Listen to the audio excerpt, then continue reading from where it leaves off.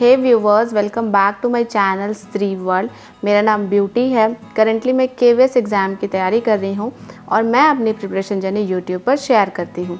आज मेरे दिन की शुरुआत हुई थी सुबह 3 बजे और सुबह उठकर मैंने सबसे पहले ब्रश कर लिया है, क्योंकि ब्रश करने से मेरी नींद भाग जाती है।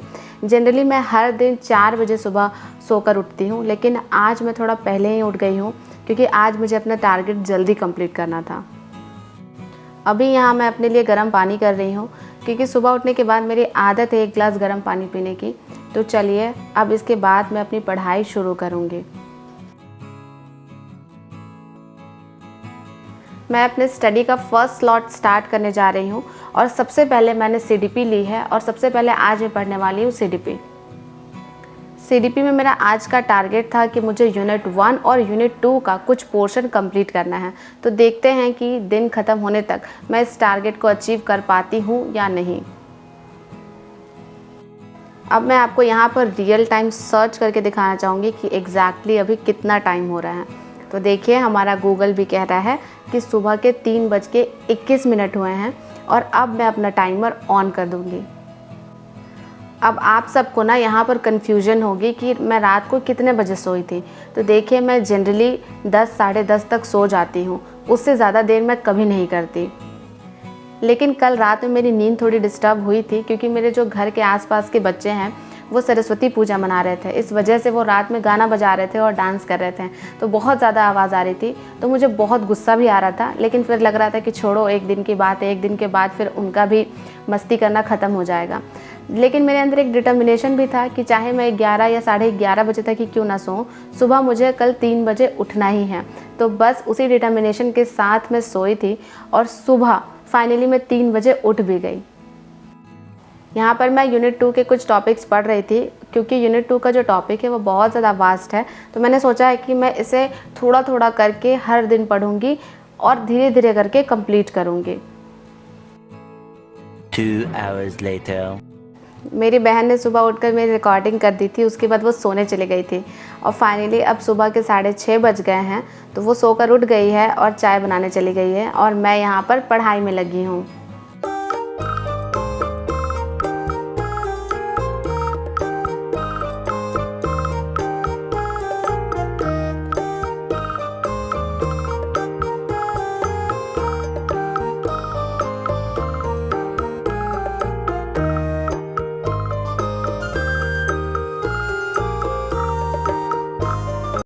अब मैं अपना टाइमर ऑफ़ कर दूंगी, क्योंकि इसके बाद मुझे चाय पीना है।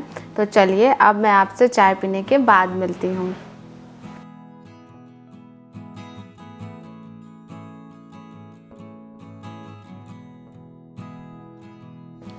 चाय पीने के बाद मैं वापस लग गई हूँ पढ़ाई करने और अगेन अभी मैं सीडीपी ही पढ़ने वाली हूँ, क्योंकि सीडीपी एक ऐसा सब्जेक्ट है जिसको जितना पढ़िए उतना कम है। वेरियस सोर्सेस से पढ़ना बहुत ज़्यादा ज़रूरी है ताकि हमारी एक अंडरस्टैंडिंग डेवलप हो सके। क्योंकि अगर हम किसी भी कॉन्सेप्ट को बहुत अच्छे से पढ़ लेते हैं ना, तो उससे रिलेटेड जितने भी क्वेश्चंस आएंगे उसको हम कर पाएंगे। लेकिन अगर हम केवल शॉर्ट में पढ़ते हैं, थियोरेटिकल बेसिस पे पढ़ते हैं, तब हो सकता है कि इसके क्वेश्चंस हम अटैम्प्ट ना कर पाएँ। तो इसलिए मैं वेरियस सोर्सेस से सीडीपी को पढ़ने की कोशिश कर रही हूँ।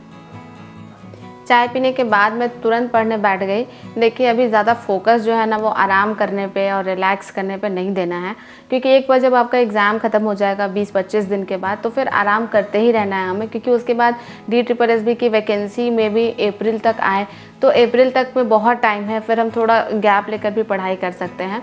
लेकिन अभी जो ये टाइम है इसमें आराम पर फोकस मत करिए, थोड़ा सा खुद को परेशान ही करिए, थोड़ा सा खुद से ज़्यादा ही मेहनत करवा लीजिए। क्या पता ये जो 20 से 25 दिन का टाइम है वो आपकी लाइफ बदल दे।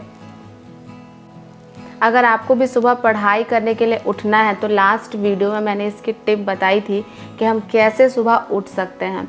तो अभी मैं आपको वो टिप फिर से बता देती हूँ। अगर आप अलार्म लगाकर सोते हैं और आपको सुबह उठना है पढ़ने के लिए, तो अलार्म जैसे ही बजे आपको तुरंत 5 सेकंड के अंदर उठ जाना है आपको जो भी सोचना है उसके बाद कि हाँ छोड़ो और थोड़ा देर सो लेते हैं, आपको उठ के बैठ जाना है, अलार्म बंद करना, उसके बाद ये सब सोचना शुरू कीजिए। क्योंकि अगर आप 5 सेकेंड से ज़्यादा का टाइम अपने ब्रेन को देंगे तब फिर आपका ब्रेन क्या करेगा, आपके साथ बार्गेनिंग करना शुरू कर देगा, आपको ही समझाने लगेगा कि चलो 10 मिनट और सो लेते हैं, 5 मिनट और सो लेते हैं। और ये 10-5 करते करते आपका बहुत सारा टाइम वेस्ट हो जाएगा और आप सुबह नहीं उठ पाएंगे अल्टीमेटली पढ़ाई करने के लिए।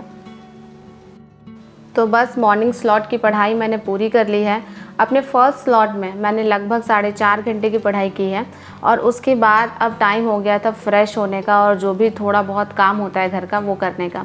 यहाँ पर मेरी बहन जूस बना रही है। अगर आप मेरी वीडियोस को कुछ दिनों से फॉलो कर रहे होंगे तो आपको पता होगा कि मॉर्निंग में मैंने ब्रेकफास्ट हटा दिया है, उसके जगह पर हम जूस या सूप इसी तरह का कुछ पी लेते हैं।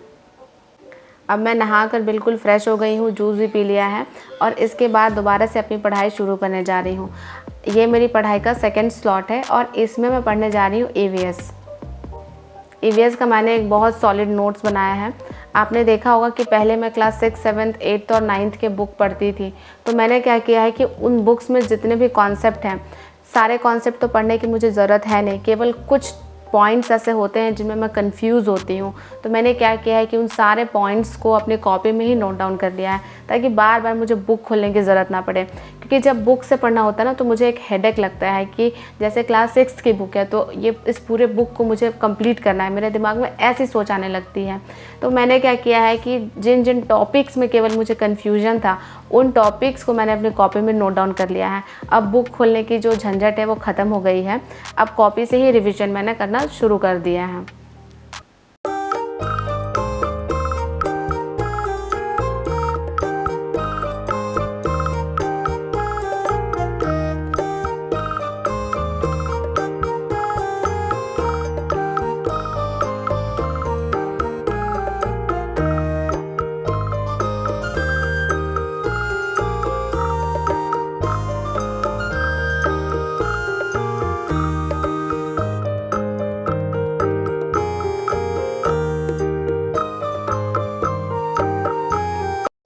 इस तरह से ईवीएस का भी पोर्शन हुआ कंप्लीट। दोपहर के 12 बज गए हैं और अब लग रही है भूख। तो अपने भूख को शांत करने के लिए मैं खाऊंगी ढेर सारा फ्रूट्स और मैं आपको बता नहीं सकती कि इतने सारे फ्रूट्स खाने में कितना मज़ा आता है। अपने डाइट को फ्रूट से रिप्लेस करने से मुझे बहुत ज़्यादा फ़ायदा हो रहा है। एक तो खाना बनाने की टेंशन जो है वो ख़त्म हो गई है क्योंकि उसमें बहुत सारा टाइम चला जाता था। तो अपने टाइम को कहीं ना कहीं से तो हमें सेव करना ही होगा। और मैं आपको हमेशा कहती हूँ कि अगर आपको कुछ अपनी लाइफ में करना है तो आपको अपने फूड से कॉम्प्रोमाइज़ करना होगा, अपनी नींद से कॉम्प्रोमाइज़ करना होगा। तो बस इन्हीं 2 चीज़ों से मैं कॉम्प्रोमाइज़ कर रही हूँ और देखते हैं कि मेरे कॉम्प्रोमाइज़ का मुझे क्या रिज़ल्ट मिलता है। तो चलिए खाने के बाद मिलते हैं।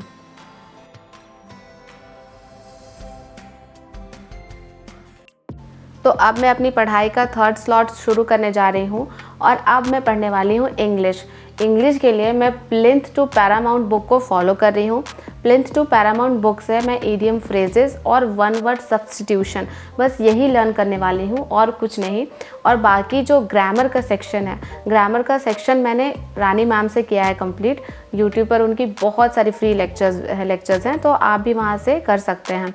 और अगर मैं वोकैब की बात करूँ तो वोकैब को मैंने बहुत पहले, अभी से लगभग 5-6 महीने पहले ही इंडिया स्टडीज़ यूट्यूब चैनल से नोट डाउन किया था। ये एसएससी के प्रीवियस ईयर वोकैब है। एसएससी में जितने भी वोकैब के क्वेश्चन पूछे गए हैं अब तक, उन सारे वोकैब का मेरे पास एक कंपाइलेशन है। अगर आप मेरी वीडियो को बहुत शुरू से देखते होंगे ना तो आपको ये बात पता होगा। वोकैब और ईडियम फ्रेजेस को लर्न करने के बाद मैं एडवर्ब से एरर सॉल्व कर रही थी। देखिए, मैंने सबसे पहले नाउन पढ़ा था और फिर नाउन के बाद नाउन से रिलेटेड एरर सॉल्व किए। इसी तरह से मैंने प्रोनाउन चैप्टर को कंप्लीट किया। फिर मैंने एडजेक्टिव पढ़ा, उसके बाद मैंने वर्ब पढ़ा और अब मैं एडवर्ब पढ़ रही हूँ। तो ऐसे अगर आप अपने सब्जेक्ट को छोटे छोटे यूनिट्स में डिवाइड कर देते हैं ना तो आपके लिए कोई भी गोल अचीवेबल हो जाता है। तो बस इंग्लिश के लिए मैंने यही रूटीन फॉलो किया है। तो बस दोपहर के 2:30 बज गए थे और इंग्लिश को, जिसमें मैं ईडियम फ्रेजेस करती हूँ, हर दिन 20 वोकैब लर्न करती हूँ और इसके अलावा कोई चैप्टर पढ़ती हूँ या उससे रिलेटेड एरर सॉल्व करती हूँ, तो इतना करने में मुझे लगभग 2 घंटे से 2.5 घंटे का टाइम लग जाता है। अब मैंने अपनी पढ़ाई का 4th स्लॉट शुरू कर दिया है और इसमें मैं पढ़ रही हूँ करंट अफेयर्स। करंट अफेयर्स में मैं सितंबर मंथ के करंट अफेयर्स कर रही हूँ, क्योंकि नवंबर और दिसंबर मंथ का तो मेरे पास लिखा हुआ है नहीं, तो उसके लिए मैं सोच रही हूँ कि मैं कोई बुक ही परचेज़ कर लूँगी।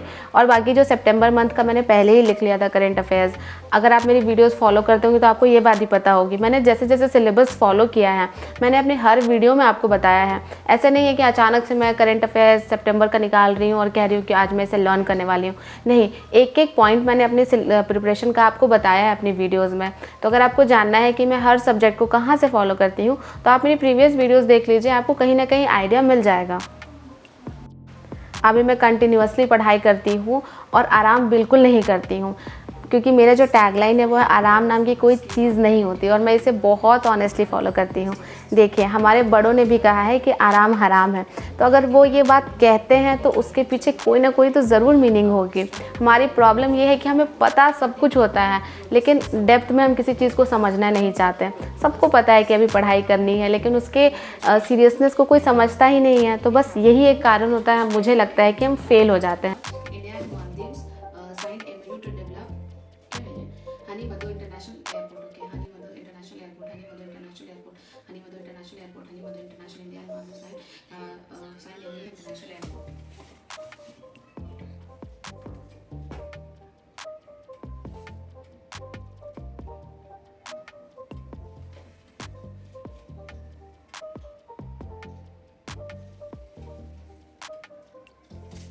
हे गाइस, शाम के 4:15 हो गए हैं और आज पूरे दिन में मैंने लगभग 10 घंटे की पढ़ाई की है। तो अभी जो मेरा प्रिपरेशन स्टेज है इसमें मैं लगभग 10 से 12 घंटे हर दिन पढ़ाई कर ले रही हूँ। तो आज के लिए बस इतना ही, क्योंकि अब मैं बहुत थक गई हूँ। तो इसके बाद मैं 1-2 घंटे रेस्ट करूंगी और जो मेरा रेस्ट का पीरियड होगा उसमें मैं आपके लिए यूट्यूब वीडियो अपलोड कर दूंगी। और उसके बाद देखते हैं, अगर रात में मन होगा तो पढ़ूंगी, नहीं तो फिर आज का जो भी टारगेट है वो मैंने अचीव कर लिया है। तो अभी मैं आपको अपने टारगेट दिखाऊंगी कि मैंने आज जो मेरा डे था उसके लिए मैंने कौन सा टारगेट सेट किया था और मैं उसे कितना अचीव कर पाई हूँ। तो ये था मेरा आज का टारगेट, जिसे मैंने फाइनली अचीव कर लिया है और मुझे बहुत अच्छा लग रहा है कि मैंने जो KVS के लिए रोड मैप बनाया है उसको मैं बहुत अच्छे से फॉलो कर रही हूँ। अगर आप मेरे चैनल पर नए हैं तो मेरे चैनल को सब्सक्राइब कर दीजिए, मेरी वीडियो को लाइक कर दीजिए और इसी तरह के मोटिवेशनल स्टडी ब्लॉग के साथ मैं आपसे मिलती रहूँगी, आपका हौसला बढ़ाती रहूँगी, आपकी लाइफ में पॉजिटिविटी ऐड करती रहूँगी। मिलते हैं नेक्स्ट ब्लॉग में।